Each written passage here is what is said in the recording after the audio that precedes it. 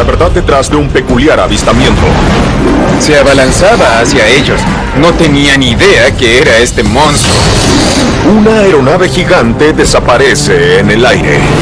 Fue el peor desastre en la historia de la aviación de Estados Unidos. Y la verdadera historia de Jason y el vellocino de oro. Un descubrimiento está a punto de cambiar este mito. Estos son los misterios en el museo.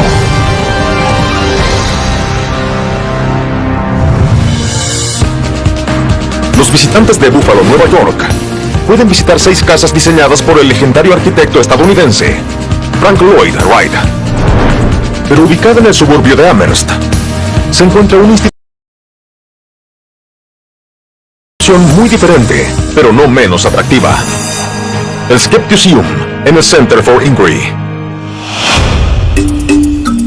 La colección del museo incluye una muñeca haitiana que dicen que posee extraños poderes, un supuesto tónico cura todo de República Dominicana y una flauta africana usada para encantar serpientes.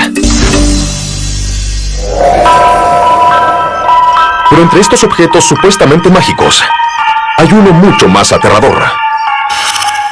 Mide unos 20 centímetros de alto y 7 de ancho. Tiene una textura suave, muy similar a la cerámica, pero está hecho de caucho comprimido. Tiene forma humana, pero un rostro muy lejos de ser humano. Esta misteriosa figura recuerda la historia de una extraña bestia y la búsqueda para descubrir la escalofriante verdad. Esta es una historia sobre la necesidad de explicar lo desconocido. 12 de septiembre de 1952, Flatwoods, Virginia Occidental. Un grupo de asustados adolescentes corren al departamento de policía local y relatan una impactante historia. Dicen que durante esa tarde estaban jugando fútbol cuando vieron una extraña luz roja brillando desde el cielo hasta la tierra. Era una estructura con forma de esfera roja parpadeante volando sobre una colina cercana. Los chicos afirman que corrieron donde aterrizó el objeto y se sorprendieron por un sofocante olor. Gases parecían quemar sus fosas nasales y sus ojos. Algunos hasta empezaron a vomitar por este abrumador hedor. Luego, según los adolescentes, se enfrentaron a algo horrible. Vieron una enorme criatura alienígena de 3 metros de alto, con ojos brillantes.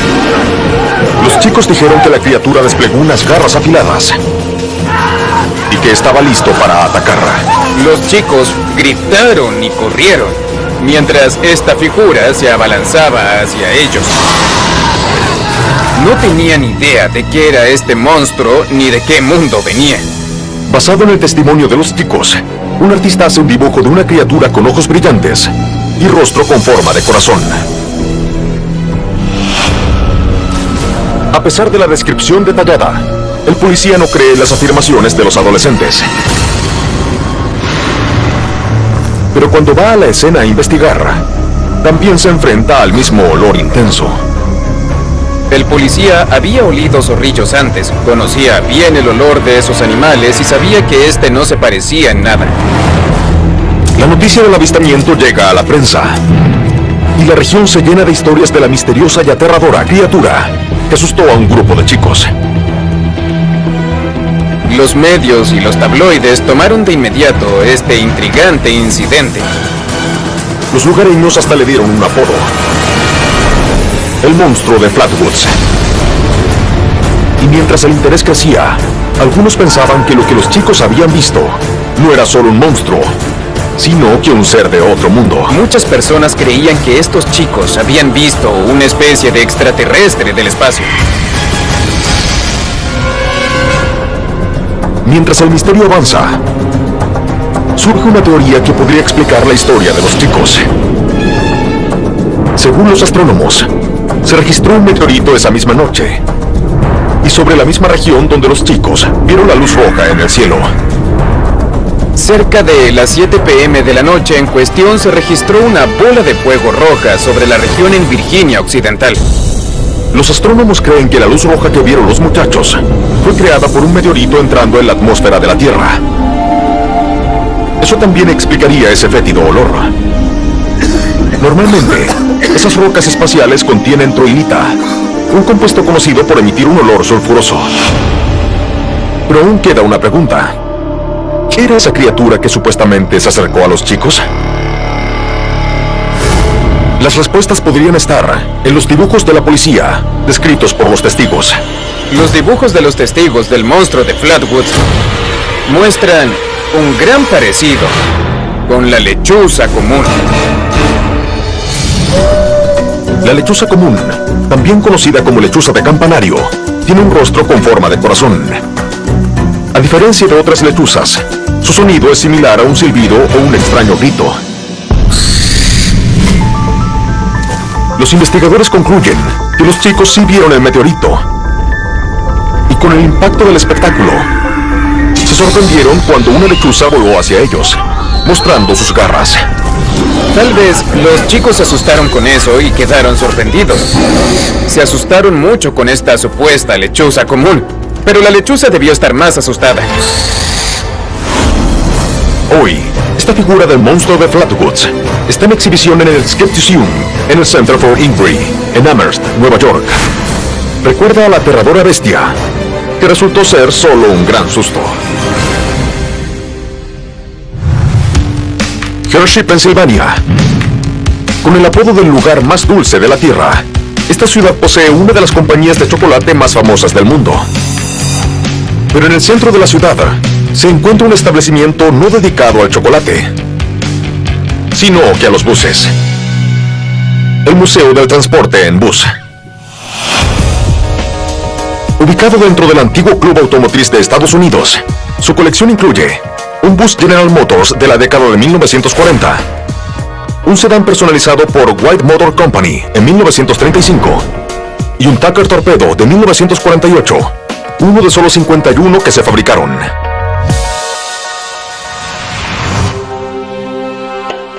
Y entre estas reliquias de la carretera, hay un objeto con una historia muy extraña. Mide aproximadamente 9 metros de largo.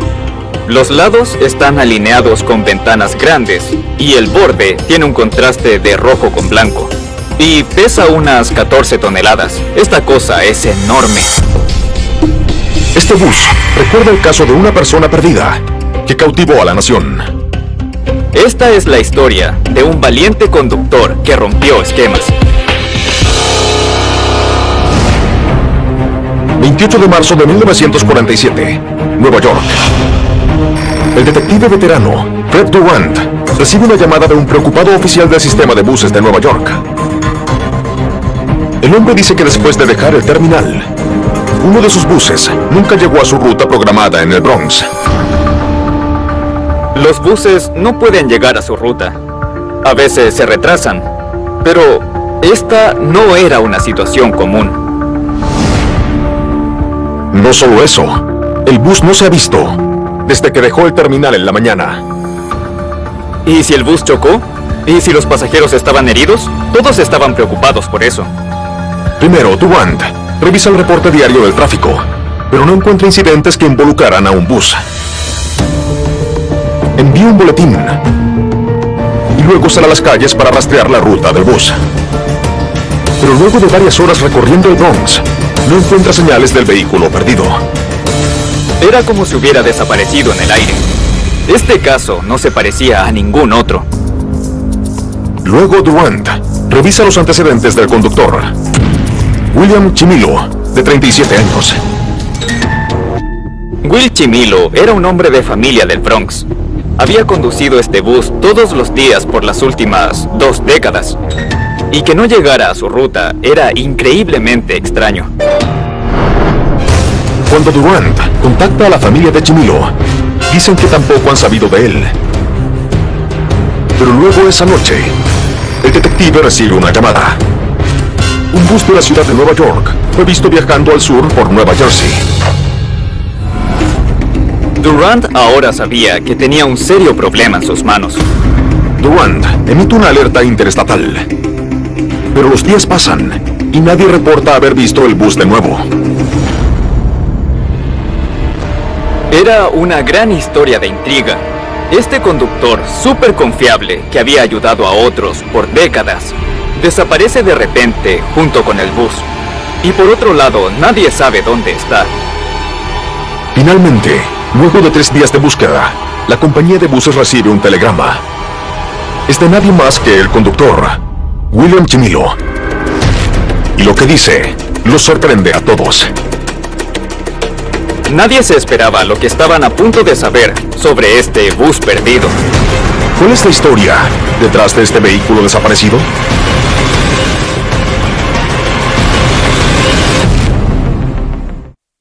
Es 1947. Un bus público de la ciudad de Nueva York y su conductor desaparecen sin dejar rastro. Pero, ¿cuál es el sorprendente secreto detrás de esta extraña desaparición? Según el telegrama del conductor del bus, William Chimilo, él y su vehículo están en Hollywood, Florida. Dice que el bus se dañó y que necesita $50 para repararlo. El conductor había llevado este bus a más de 2.400 kilómetros hasta Florida, y aún así tenía el descaro de pedir dinero para repararlo. Era algo muy extraño. El detective les pide a las autoridades locales que arresten a Chimilo. Luego Durant viaja a Florida del Sur para recogerlo. Cuando llega, el conductor hace una sorprendente confesión. Chimilo explica que después de hacer la misma ruta por 16 años, el aburrimiento de su trabajo lo tenía al borde de la locura. Día tras día, la misma ruta de bus. El sonido de las monedas cayendo en el contenedor. La apertura y el cierre de las puertas. Las mismas calles todos los días. Chimilo había llegado a su límite. Y al comienzo de su turno, en lugar de ir a buscar pasajeros, simplemente giró al sur y siguió conduciendo hasta llegar a Florida. Después, Durant y Chimilo volvieron a Nueva York en el bus robado, con un posible cargo por robo de autos sobre el sobrepasado conductor. Pero durante su viaje ocurre algo inusual. La historia del viaje a Florida de Chimilo llega a los periódicos. Y en lugar de mostrarlo como un criminal, el conductor es considerado un héroe.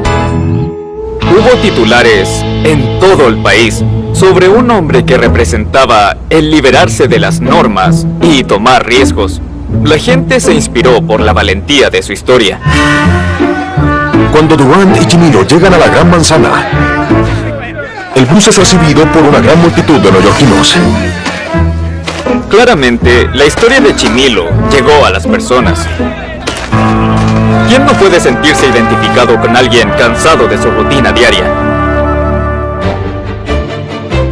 Frente a la presión pública, la policía deja los cargos contra el conductor. Y la ciudad vuelve a recibirlo en su trabajo. El crimen de Chimilo se convirtió en una inspiración para todo el país. Hoy, el mismo modelo de bus conducido por William Chimilo está en exhibición en el Museo del Transporte en Bus, en Hershey, Pensilvania. Recuerda a un conductor común que quiso buscar un mejor destino en su vida. En 1852, el francés Charles Lefranc creó el primer viñedo en el Valle de Santa Clara. Hoy, el área posee 53 viñedos diferentes y produce uno de los vinos más finos del mundo. Pero en la ciudad de Mountain View se encuentra una institución dedicada no a la agricultura, sino que a la tecnología, el Museo Histórico de Computadoras. Aquí, los visitantes pueden encontrar un prototipo del primer ratón de computadora de la década de 1960, el Apple II original de 1977 y el primer juego Pong, fabricado a mano en 1972. Pero entre estos innovadores dispositivos, hay un artefacto que es mucho más rudimentario. El artefacto mide 91 centímetros de alto y unos 121 de ancho. tiene un mecanismo de separación. Una bandeja y un par de teclados alfanuméricos de color verde y blanco. Parece algo de la vieja oficina de un contador. Este extraordinario objeto recuerda a un inteligente contador que superó al hombre más malvado de la historia. Esta es la historia de un heroico hacker, nacido mucho antes de la era de las computadoras personales. 1941. En el apogeo de la invasión alemana en Francia, los nazis buscan a judíos, comunistas, disidentes políticos y cualquier otro grupo que no quieran en su nuevo orden mundial. Para llevar a cabo su autoritario plan, los nazis organizan un detallado censo de la nueva ocupada Francia. Con el censo terminado, los nazis podían atacar grupos completos, pueblos completos, y organizar con eficiencia su deportación a los campos de concentración. Para ayudarlos, los nazis reclutan a un burócrata francés llamado René Carmy. René Carmy, por fuera, no parecía ser nada especial. Era como cualquier otro trabajador de oficina que podías encontrar en la calle. Pero este modesto contador es más de lo que parece. Carmy era un miembro de alto grado de la resistencia francesa. Viendo una oportunidad para desestabilizar a los nazis, el agente encubierto acepta ayudar. En ese momento, cada censo se realiza con trabajadores yendo puerta a puerta, preguntándole a la gente por su raza, religión u otra información demográfica. Luego los datos son grabados en tarjetas perforadas, que se insertan en una calculadora especial, llamada máquina tabuladora. Como esta, en exhibición en el Museo Histórico de Computadoras en Mountain View, California. Las máquinas tabuladoras leen rápidamente las tarjetas y cuentan las respuestas. Las máquinas tabuladoras eran lo que un profesor usaría para calificar un examen. Usando estos dispositivos, los nazis crearán una enorme lista de todos los judíos y otros en Francia que tienen que eliminar. Iban a usar la tecnología para modernizar el proceso de deportación de los judíos. Pero Carmy promete intervenir secretamente. Carmy estaba en una posición única para hacer algo. ¿Qué truco tiene bajo la manga este contador? Es 1941. Los nazis organizaron un enorme censo para identificar a la población judía en Francia. Pero un hombre llamado René Carmy creó una astuta forma de salvarlos. Pero, ¿qué es lo que hará? Carmy cree que puede usar el mismo objeto que usan los nazis en su contra: las máquinas tabuladoras. Si podía intervenir esas máquinas para que produjeran datos y listas inexactos, cualquier operación de persecución terminaría en un caos. Carmy reprograma las máquinas para que parezcan que funcionan bien. Pero en realidad, fallan al registrar la importante información que los nazis buscan. Si las máquinas veían información que indicaba que alguien era judío, lo que hacían inmediatamente era ignorar ese detalle en particular. Si alguien las miraba, parecían estar haciendo su trabajo a la perfección. Pero hizo un pequeño cambio para lograr invisibilizar a toda una población.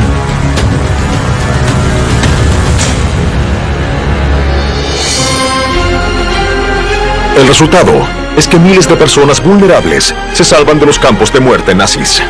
Les dio tiempo a miles de judíos para escapar a la libertad. Pero finalmente Carmy paga el precio por su acto de sabotaje.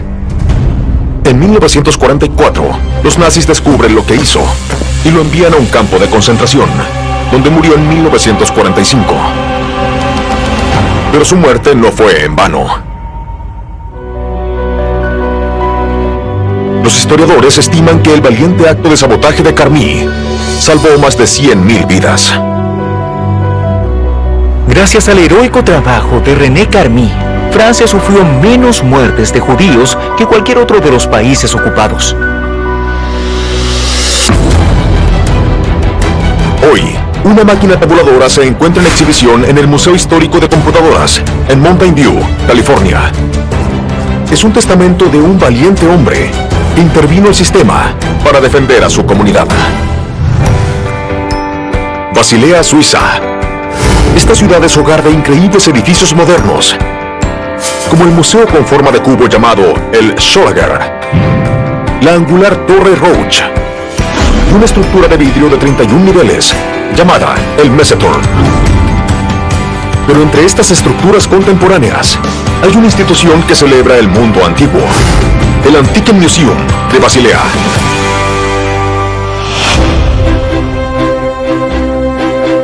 La colección incluye un casco griego de bronce del siglo VI a.C., una urna plateada del siglo XVIII llamada Samovar y una estatuilla de bronce del dios romano de la guerra, Marte. Y entre estas reliquias forjadas en metal, hay una tallada en piedra. El artefacto está hecho de mármol. Las dimensiones son 1,8 metros de ancho por 90 centímetros de alto. Cuando lo miras, notas que es muy pesado. Es una escena muy dramática, hay mucha acción. La escena muestra una de las historias más famosas de la mitología griega.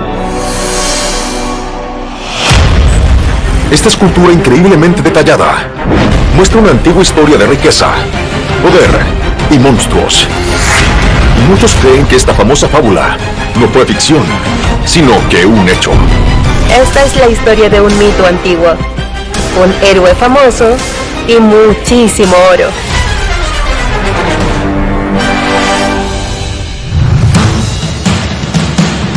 La historia comienza el año 300 a.C., en el reino griego de Tesalia. Un malvado aristócrata llamado Pelias gobierna a sus súbditos con desenfrenada crueldad. Pero un hombre está decidido a derrocar a este terrible tirano. Su sobrino, un guerrero de 20 años llamado Jason. Jason era el típico héroe griego. Era valiente, atractivo y muy atlético. Pelias sabe que no se puede enfrentar al joven guerrero, entonces hace una inteligente apuesta. El rey le dice a Jason que entregará su trono con una condición: que Jason le lleve una mítica reliquia conocida como el vellocino de oro. Es un vellocino hecho de oro y tiene un significado simbólico. Representa riqueza, poder y gobernar por derecho divino. Se dice que quien encuentre el vellocino de oro será el gobernador correcto de Tesalia. Según la leyenda, el vellocino está escondido en una tierra más allá del mundo conocido, en una rica ciudad llamada Cólquida. El camino está lleno de peligros, desde ninfas hasta feroces gigantes. Pelias está seguro que Jason morirá. Entonces, ¿qué hace Jason? Decidió que iría y que haría cualquier cosa para ser el gobernador de Tesalia. Estaba dispuesto a hacer ese viaje épico. La historia dice que Jason crea un equipo de guerreros, aborda su nave, el Argo, y navega por el mar. Este barco místico, con la mejor tripulación de marineros que pudo crear, son los mayores héroes de la época.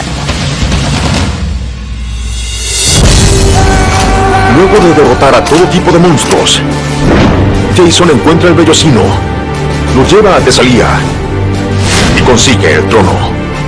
El tío de Jason estaba impresionado. Pensó que estaba enviando a este tipo a una misión de la que nunca volvería. Pero ahí estaba Jason con el vellocino de oro en su mano. Estaba impactado. La historia de Jason y el vellocino de oro se convierte en uno de los mitos griegos más famosos de la historia. Y para los estudiantes modernos, es solo eso, un mito. Pero en el 2002 ocurre algo que sugiere que esta increíble fábula podría ser verdadera. Un descubrimiento está a punto de cambiar este mito. Por siglos, los historiadores se preguntaron si la antigua historia de Jason y el vellocino de oro era realidad o ficción. Pero ahora, la verdad está a punto de revelarse. En el 2002, en Georgia, un geólogo llamado Aftondo Oklustbarsi toma el caso. Aftondo lee la historia de Jason y el vellocino de oro y piensa que podría haber algo de verdad dentro de ese mito y se decide a encontrarla. Okrutz Barsi encuentra unas investigaciones que sugieren que el reino de Kolkida, donde dicen que Jason encontró el vellocino de oro, pudo haber estado en el Mar Negro de Grecia, que actualmente es Georgia. Y como confirmación, el geólogo descubre que una región en Georgia llamada Svanetia es rica en depósitos de oro. Esa era una evidencia, un fragmento, una pequeña parte de la historia que él necesitaba. Okrutz Barsi viaja a Svatenia y al poco tiempo de llegar, encuentra algo increíble. Ve a un lugareño caminando por una calle, llevando un vellocino de una oveja, que al parecer fue teñido con oro. Piensa, eso es, lo encontré. Era el santo grial que estaba buscando. Okrutz Barsi descubre que por miles de años, los lugareños han usado el vellocino de oveja para extraer oro de ríos de la región. Los mineros estiran el vellocino en un marco de madera especial, que luego ponen directamente en un río que saben que tiene piedras con oro. Durante un periodo de varias semanas, las partículas de oro en el agua quedan en la lana. Luego, después de reunir una buena cantidad del preciado metal, cuelgan el vellocino para secarlo y sacar el oro. En el proceso, pequeñas hojuelas de oro quedan adentro del vellocino y ahí nace el vellocino de oro. Para Okrutz Barsi, es una señal de que la leyenda de Jason y el vellocino de oro pudo basarse en una realidad.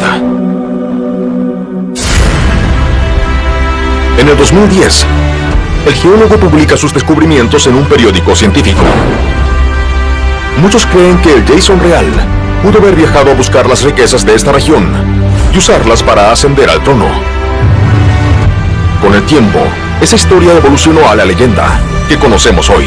Todas las piezas calzan. Esta leyenda pudo haber empezado fácilmente de un hombre real llamado Jason que buscó el vellocino de oro y a fondo probó que era real.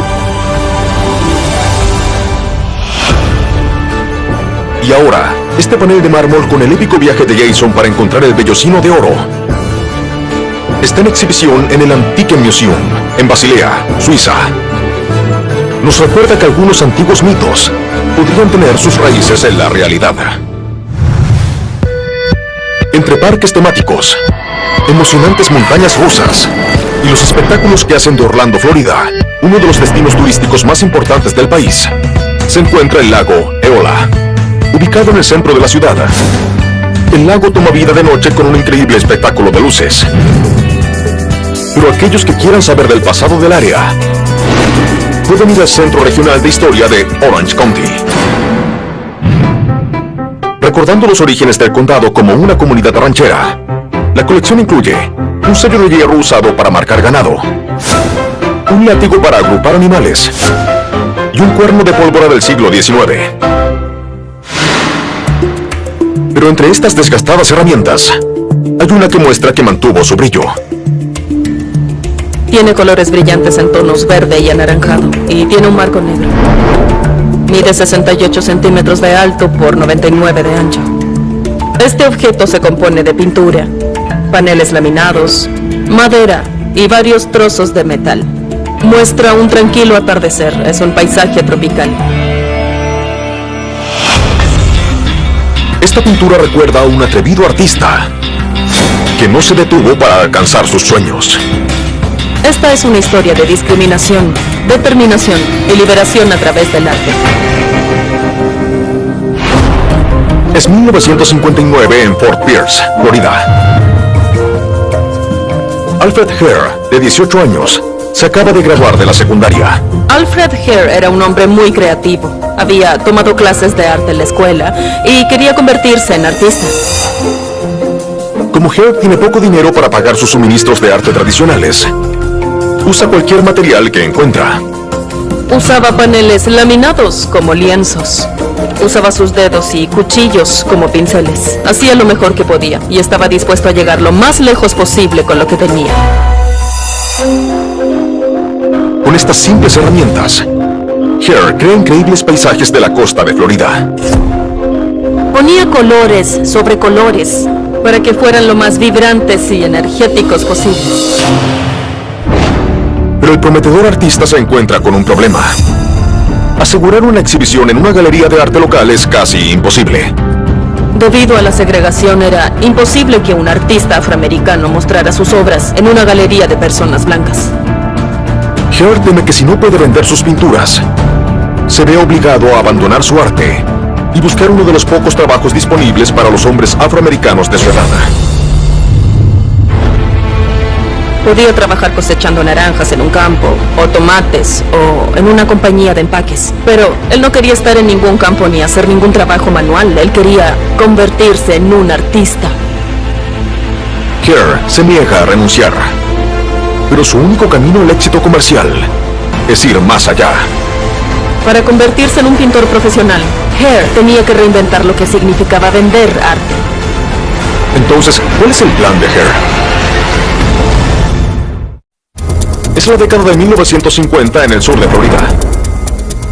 Un aspirante artista llamado Alfred Hare desarrolló una increíble técnica de pintura que le permite crear vívidos paisajes en unos minutos.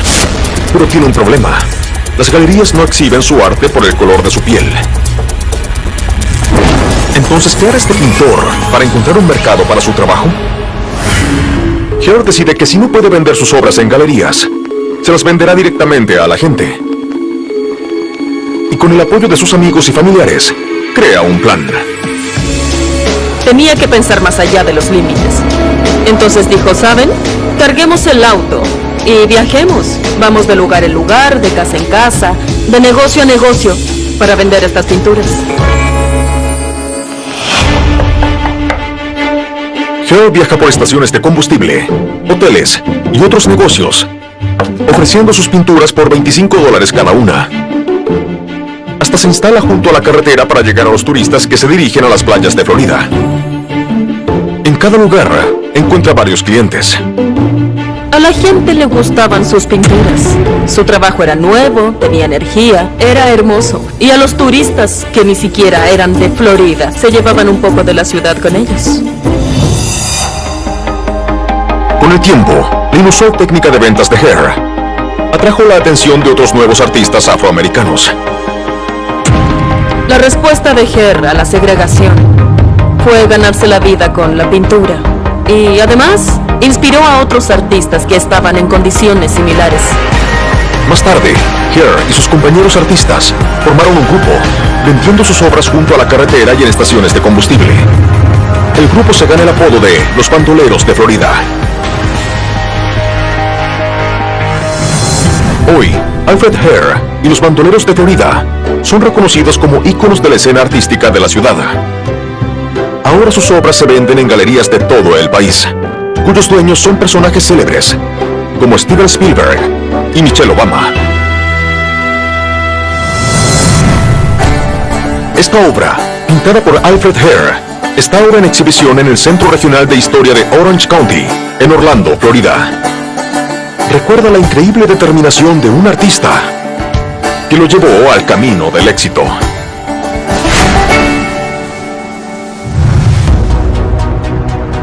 Desde su colonización hace más de 450 años, Pensacola, Florida, ha sido controlada por 5 naciones diferentes: España, Francia, Gran Bretaña, la Confederación y Estados Unidos, dándole su apodo, la ciudad de las 5 banderas.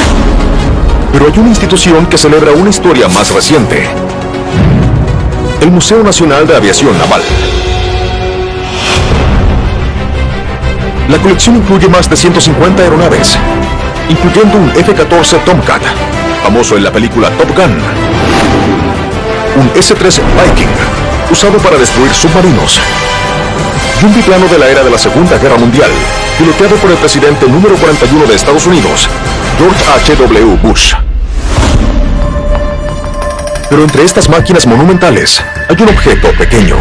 Mide unos 12 centímetros de alto y 24 de largo. Es un artefacto complejo y se ve muy robusto, pero su peso es muy liviano. Parece ser una pieza pequeña de algo mucho más grande. Este trozo de metal fue parte de una inspiradora nave que representó el futuro de la aviación. hasta que un catastrófico accidente lo sepultara para siempre. Esta es la historia de una increíble máquina voladora y uno de los desastres más trágicos en la historia de la aviación.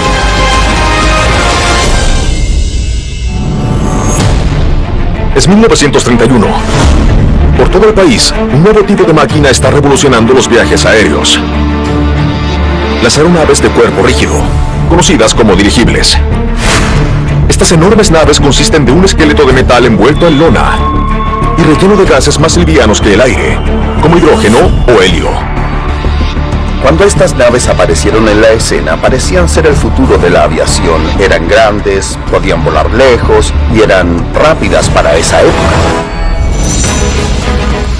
Ya usan las naves para viajes comerciales. Pero como son capaces de llevar enormes cargas y viajar días sin recargar combustible, el ejército de Estados Unidos toma un interés particular en su desarrollo. Parecían tener todas las cualidades que necesitaban para la guerra. Los usaban para exploraciones y reconocimientos y hasta podían usarlos para lanzar bombas. En octubre, la Marina muestra la nave más grande jamás construida. El USS Akron. Mide 34 metros de ancho por 239 de largo, más que 2 campos de fútbol. Y es lo suficientemente grande para llevar su propio escuadrón de aviones de combate. El Akron era como una base militar en el cielo. No solo eso, podía volar unos increíbles 6.660 kilómetros con un solo tanque de combustible.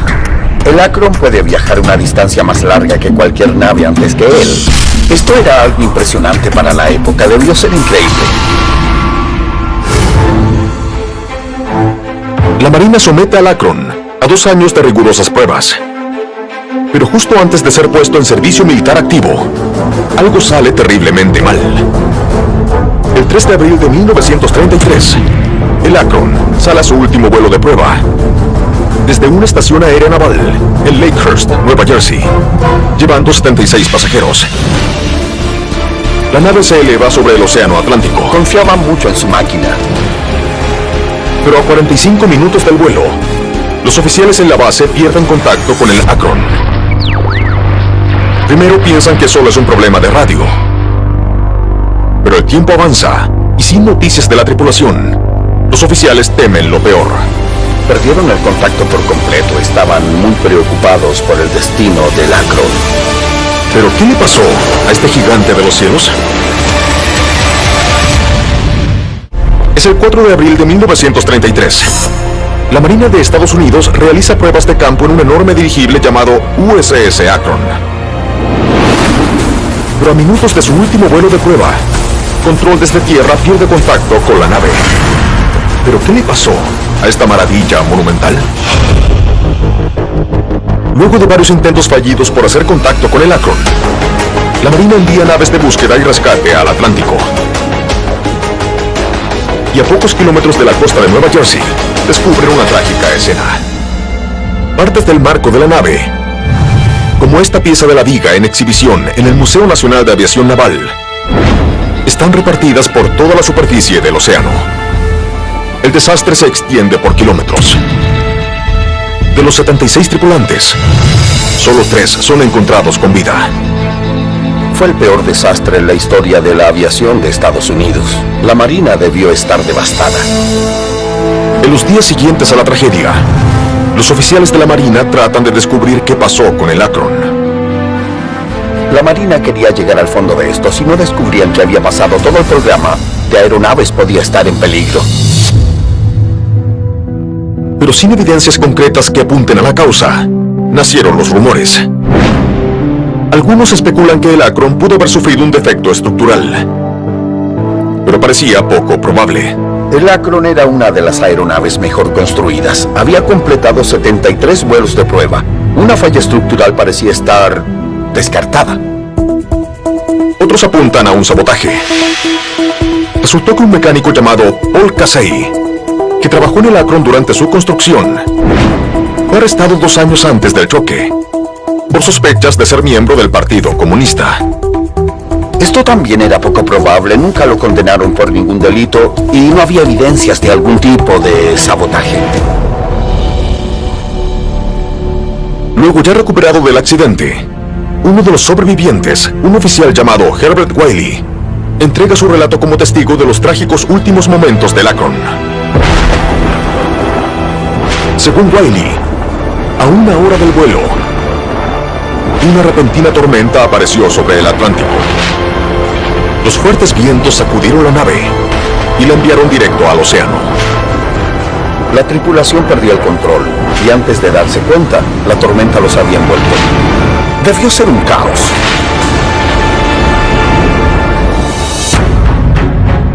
Basada en la historia de Wiley, la Marina establece al clima como la causa oficial del desastre. Y más tarde concluye que la aeronave, a pesar de toda su potencia, tiene un poderoso enemigo, la madre naturaleza. La Marina determinó que estas naves solo podían usarse en buen clima. Este fue el principio del fin para los dirigibles de esta institución. 4 años después, en 1947, una lujosa aeronave de pasajeros llamada Hindenburg explota sobre un aeródromo en Nueva Jersey. Trágicamente, 36 personas murieron. El desastre cierra para siempre el libro de los viajes en estas naves. La aviación nunca volvería a ser igual. Y hoy, este trozo de una viga del USS Akron está en exhibición en el Museo Nacional de Aviación Naval en Pensacola, Florida. Recuerda el supuesto futuro de la aviación y la turbulenta tragedia que lo sepultó para siempre. Desde un terrible monstruo a un decidido artista, de un bus desaparecido a un hombre que engañó a los nazis. Soy Don Wildman y estos son los misterios en el museo.